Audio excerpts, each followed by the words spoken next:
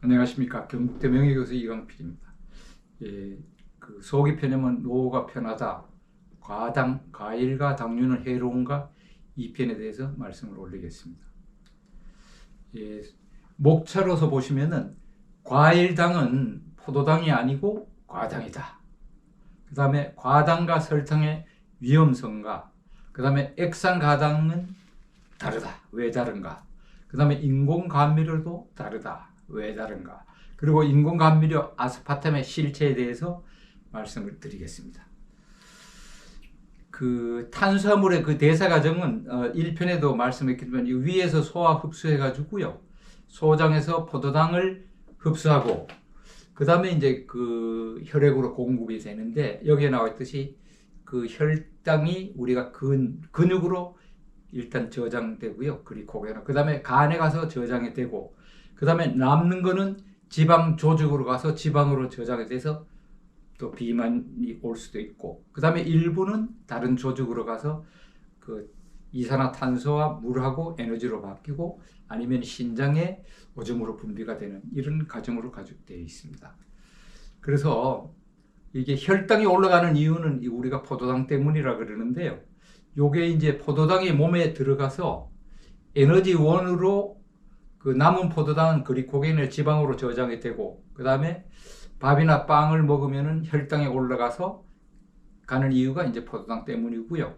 혈당이 높아지면 어떻게 되냐면은 인슐린이 분비되고 그 다음에 공복감을 느끼게 하는 그렐린이라는 호르몬 수준이 낮아져서 이제 포만감을 느낍니다. 그래서 우리가 여기에 나와 있듯이 식욕 호르몬 그렐린하고 포만감 호르몬 렙틴이 있습니다. 그래서 이제 그 우리가 포도당을 먹게 되면은 그 렙틴이 증가돼서 우리가 포만감을 느껴서 식사 요 정도 하자 이렇게 이제 조절을 할 수 있게 되는 거죠. 그래서 이제 과일의 과당은 포도당이 아니고 이제 과당이다. 이제 요 타이틀인데요. 과당은 우리가 포식자라든지 식물이라든지 모두 득이 됩니다. 왜냐하면 동물은 이걸 먹으면 배부른 줄 모르고 많이 먹게 되고요. 그 다음에 식물은 아기들을 더 많이 퍼뜨리는 이런 메커니즘으로 되어 있습니다. 그래서 포도당하고 과당은 아마 그 같은 스트럭처 구조를 갖고 있는데 이제 결합 구조만 틀립니다. 그래서 여기 포도당, 과당 그림이 나와 있고요. 그 다음에 이제 과당은 과일 속에 주로 포함된 당의 하나인데 포도당과 함께 대표적인 단당류에 속합니다. 그래서 포도당은 여기 섭취하게 되면은 인슐린이 증가하게 되고 렙틴이 증가하고 요 렙틴하고는 틀립니다. 그 다음에 식욕을 억제해서 이제 그만 먹게 되는데 과당을 섭취하게 되면요 다이렉트로 간으로 바로 가가지고 이거 계속 또 이제 먹게 되는 이런 그 좀 나쁜 습관을 갖고 있습니다. 그래서 과당이 포도당과 결합하면 설탕이 되는데요. 이 과당은 과일 속에서 독립된 형태로 존재하기도 하지만은 포도당하고 결합하는 자당의 형태로도 존재하고 있습니다. 그래서 오른쪽에 그림같이 포도당하고 과당이 합치면은 자당이 되는 이런 그림이 되게 되겠습니다. 그래서 요거 탄소하고 산소, 수소하고 결합하고 있는 구조는 이제 조금씩 구조가 다릅니다. 수는 같은데. 그래서 이제 우리가 이렇게 나눠져 있고요. 여기에 나와 있듯이 이 포도당은 만약에 120kcal 포도당을 섭취하면 1칼로리로 지방으로 바뀌는데 만약에 과당은 120kcal를 섭취하게 되면 40칼로리가 지방으로 갑니다. 그래서 40배 정도로 지방으로 더 빨리 갑니다. 그래서 비만되기가 더 쉽다. 이렇게 이해하시면 되겠고요. 그 다음에 이제 과당하고 설탕의 위험성을 말씀드릴 것 같으면요. 과당과 설탕은 에너지원으로는 거의 안 쓰여요.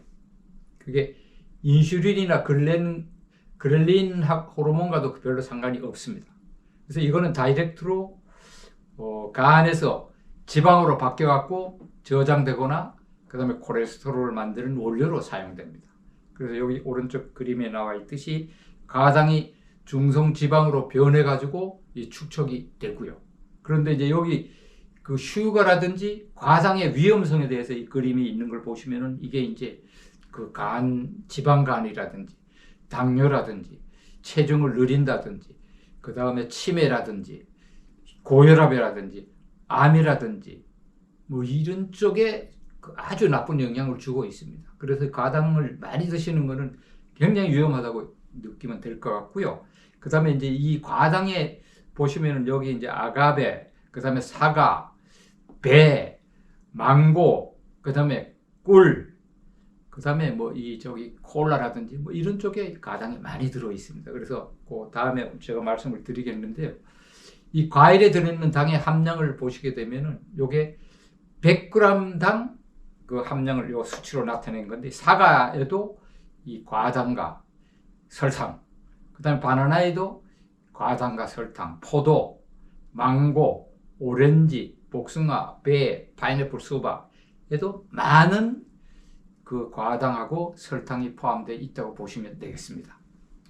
액상과당은 다릅니다. 액상과당은 더 나쁘다 이런 소리가 되겠습니다. 그래서 이 과당하고 포도당이 한 문자씩 화학 결합을 해서 설탕 시럽보다도 점성이 높은 액상 혼합물이 되겠습니다. 근데 이게 설탕보다는 값이 싸고 단맛이 강해서 가지고 과자, 음료수 제조에 널리 이용하고 있고요. 그 다음에 식욕을 억제하는 호르몬인 렙틴의 분비를 차단해서 가식을 유도하기 쉽습니다. 그런데 이제 액상과당을 우리가 그 과잉 섭취하게 되면은요, 이 심혈관 쪽에서는 이 혈액 속에 단백질하고 과당이 엉겨 붙어 가지고 이 염증을 유발해 갖고 그 뇌를 손상시키고, 지방에는 과당을 지방산으로 바꿔 가지고 지방간을 유발하고요. 그다음에 그 저기 이 지방 소화 쪽 가서는 이 과당이 혈당을 높여 가지고 비만인 당뇨를 유발합니다. 그래서 이제 여기에 보듯이 우리가 액상과당이 들어있는 식품으로는 우리가 콜라, 그 다음에 캔커피, 아이스크림, 뭐 케찹, 사탕, 잼 등이 있는데 다음에 또 자세하게 말씀을 드리겠습니다. 그래서 이 액상과당이 그 체내 흡수가 굉장히 빨라가지고 혈당 상승을 유발하고요. 그 다음에 직접 간으로 가가지고 중성지방하고 요산으로 전환합니다. 요산으로 전환하게 되면은 우리가 통풍이 주로 이제 요산이 쌓이는데, 이 통풍이라든지 비만이라든지 고혈압이라든지 당뇨병 위험도 이게 높아지고요.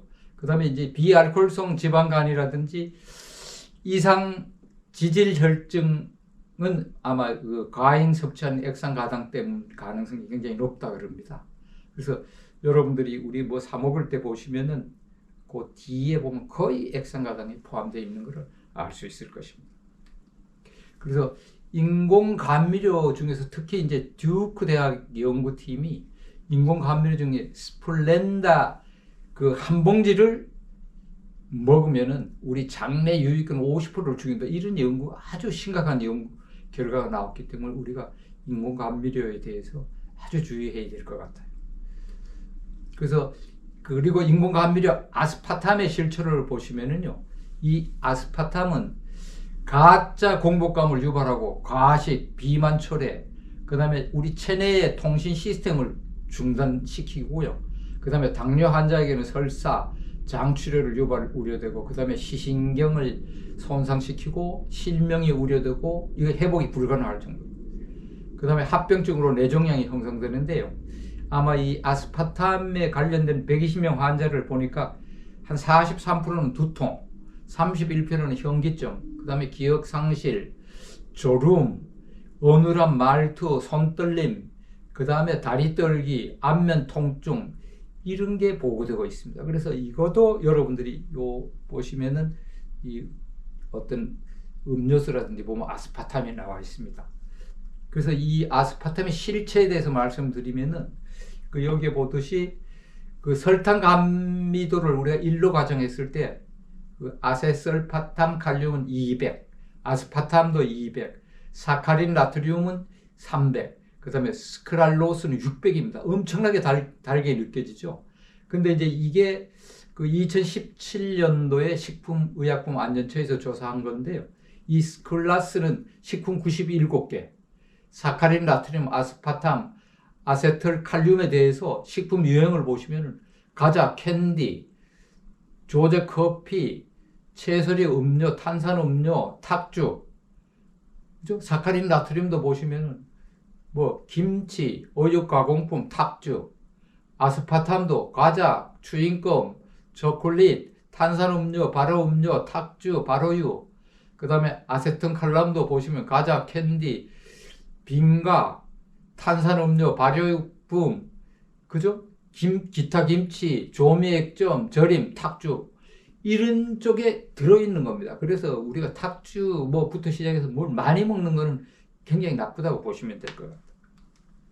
그래서 이제 마무리로 다시 말씀드리면, 과일인 당분인 가당도 세포에 직접적인 손상을 줘서 미토콘드리아의 기능에 독소가 되고요. 그 다음에 아까 얘기했듯이 가당은 대부분 간으로 가서 중성지방과 요산으로 전환돼서, 그리고 나머지 30%는 신장의 우리 몸의 여가 시스템에 직접 독소가 됩니다. 그래서 이 그림은 아까 설명했지만은 굉장히 몸에 좋지 않는 것으로 이해하시면 되겠습니다. 그리고 왜 그럼 과일이 좋은 음식을 알고 있었냐? 그래서 제철인 과일을 먹고 말이죠, 9달 동안 우리 몸의 독소를 해독할 수 있었기 때문에 그때는 좋았는데, 지금은 그렇지 않다는 거예요. 1년 내내 먹어서 이 독소를 해독할 시간이 없는 겁니다. 여기 나온 분이 우리 형님인데 농원을 하고 계십니다. 그런데 저처럼 날씬했는데 지금 복부 비만이 심합니다. 그래서 제가 그 이유를 생각해 보니까 1년 내내 과일을 드시고 그 다음에 콜라를 물 먹듯이 마셔서 그렇지 않겠나. 그래서 제가 한번 의논을 해볼 생각이 있습니다. 그래서 사계절 내내 과일을 먹는 것이 끔찍하게 노화를 앞당기는 일이다 라는 것이 정설로 남아 있습니다. 감사합니다.